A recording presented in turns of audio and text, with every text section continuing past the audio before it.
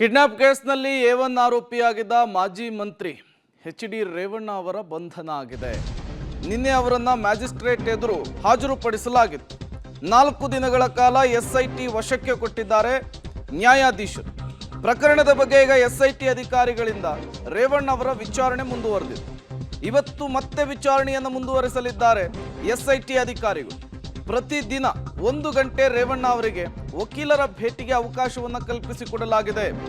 ಬೆಳಗ್ಗೆ 9:30ರಿಂದ 10:30 ಸಮಯದಲ್ಲಿ ವಕೀಲರು ಎಚ್.ಡಿ. ರೇವಣ್ಣ ಅವರನ್ನ ಭೇಟಿಯಾಗಲಿಕ್ಕೆ ಅವಕಾಶ ಇರುವಂತಹದ್ದು.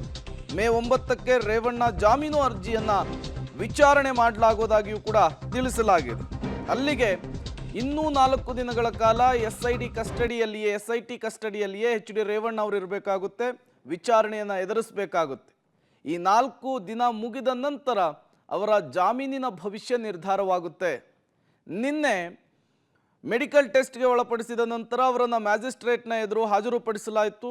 ಅಲ್ಲಿ ಎಸ್ಐಟಿ ಅಧಿಕಾರಿಗಳು ನಮ್ಮ ಕಸ್ಟಡಿಗೆ ಕೊಡಬೇಕು, ನಾವು ವಿಚಾರಣೆಯನ್ನು ನಡೆಸಬೇಕು ಅನ್ನುವಂತಹ ವಿಚಾರವನ್ನು ಪ್ರಸ್ತಾಪಿಸಿದರು. 5 ದಿನಗಳ ಕಾಲ ಕೇಳಿದ್ರು. ಬಟ್ ನ್ಯಾಯಾಧೀಶರು 4 ದಿನಗಳ ಕಾಲ ಎಸ್ಐಟಿ ಕಸ್ಟಡಿಗೆ ಕೊಟ್ಟಿದ್ದಾರೆ. ಎಸ್ಐಟಿ ಕಸ್ಟಡಿಗೆ ಈಗ ಎಸ್ಐಟಿ ಅಧಿಕಾರಿಗಳು ಇಂಟ್ರಾಗೇಷನ್ ಅನ್ನು ಶುರು ಮಾಡ್ತಾರೆ. ಈ ಕಿಡ್ನ್ಯಾಪ್ ಪ್ರಕರಣಕ್ಕೆ ಸಂಬಂಧಪಟ್ಟಂತೆ ಇಂಟ್ರೆಸ್ಟಿಂಗ್ ವಿಚಾರ ಅಂದರೆ, ಕಿಡ್ನ್ಯಾಪ್ ಆದಂತಹ ಸಂತ್ರಸ್ತ ಮಹಿಳೆ ಈಗಾಗಲೇ ರಕ್ಷಣೆ ಮಾಡುವಂತಹ ಕೆಲಸಕ್ಕೂ ಕೂಡ ಪೊಲೀಸರು ಮುಂದಾಗಿದ್ದಾರೆ. ಆಕೆಯ ಸ್ಟೇಟ್ಮೆಂಟ್ ಕೂಡ ಈ ಪ್ರಕರಣದಲ್ಲಿ ತುಂಬ ಮುಖ್ಯವಾಗುತ್ತೆ.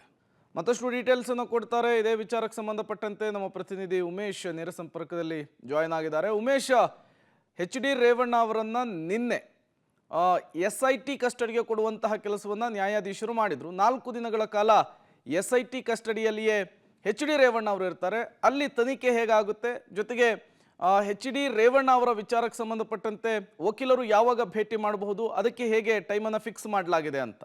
ಪ್ರೇಮ್, ನಿನ್ನೆ ಜಡ್ಜ್ ಮನೆಗೆ ಹಾಜರುಪಡಿಸಿದಂಥ ವೇಳೆಯಲ್ಲಿ 4 ದಿನಗಳ ಕಾಲ ಎಸ್ಐಟಿ ಅಧಿಕಾರಿಗಳ ವಶಕ್ಕೆ ನೀಡಿ ಆದೇಶ ನೀಡಿರುವಂಥದ್ದು. ಆದೇಶದಲ್ಲಿ ಕೆಲವೊಂದು ಏನು ಹೇಳಿಕೆಗಳನ್ನು ಕೂಡ ನೀಡಿರುವಂಥದ್ದು. ಅದರಲ್ಲಿ ಪ್ರಮುಖವಾಗಿ ಪ್ರತಿದಿನ 9:30ರಿಂದ 10:30 ತನಕ ವಕೀಲರ ಭೇಟಿಗೆ ಅವಕಾಶ ಕೊಡಬೇಕು. ಜೊತೆಗೆ ಅವರಿಗೆ ಅನಾರೋಗ್ಯ ಸಮಸ್ಯೆ ಕೂಡ ಇದೆ ಅನ್ನೋದ್ರ ಬಗ್ಗೆ ಪ್ರಸ್ತಾಪ ಮಾಡ್ತಾರೆ. ಆ ಸಂಬಂಧಪಟ್ಟಾಗಿ ಹೆಚ್ಚು ಒತ್ತಡ ನೀಡದಂತೆ ಏನೋ ಪ್ರಶ್ನೆ ವಿಚಾರಣೆ ಮಾಡಿ ಅಂತ ಕೂಡ ಏನು ನ್ಯಾಯಾಧೀಶರು ತಿಳುವಳಿಕೆ ಹೇಳಿರುವಂಥದ್ದು. ಈಗ ಪ್ರತಿದಿನ 24 ಗಂಟೆ ಅಂದರೆ ಒಂದು ದಿನಕ್ಕೊಂದು ಸಾರಿ ಮೆಡಿಕಲ್ ಮಾಡಿಸ್ತಾರೆ. ಮೆಡಿಕಲ್ ಮಾಡಿಸಿದ ನಂತರದಲ್ಲಿ 4 ದಿನಗಳ ಕಾಲ ಏನು ಎಸ್ಐಟಿಗೆ ವಶಕ್ಕೆ ನೀಡಲಾಗಿದೆ. ಅದರಲ್ಲಿ ಪ್ರಮುಖವಾಗಿ KR ನಗರದ ಕಿಡ್ನಾಪ್ ಪ್ರಕರಣ ಮತ್ತು ಹೊಳೆನರಸೀಪುರದಲ್ಲಿ ಏನು ಲೈಂಗಿಕ ದೌರ್ಜನ್ಯ ಪ್ರಕರಣ ದಾಖಲಾಗಿದೆ.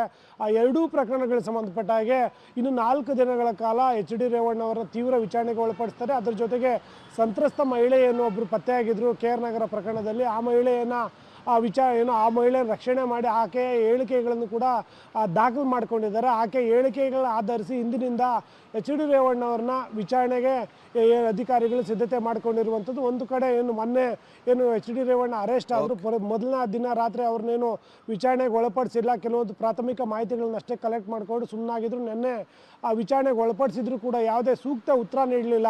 ಹಾಗಾಗಿ ಇವತ್ತಿನಿಂದ ಅಸಲಿಗೆ ಈ ಪ್ರಕರಣ 2 ಪ್ರಕರಣಗಳಿಗೆ ಸಂಬಂಧಪಟ್ಟ ಹಾಗೆ ಎಚ್.ಡಿ. ರೇವಣ್ಣನ ಎಸ್ಐಟಿ ಅಧಿಕಾರಿಗಳು ತೀವ್ರ ವಿಚಾರಣೆಗೆ ಒಳಪಡಿಸಲಿದ್ದಾರೆ. ಪ್ರೇಮ್, ಥ್ಯಾಂಕ್ ಯು ಉಮೇಶ್, ತಮ್ಮೆಲ್ಲ ಮಾಹಿತಿಗಾಗಿ.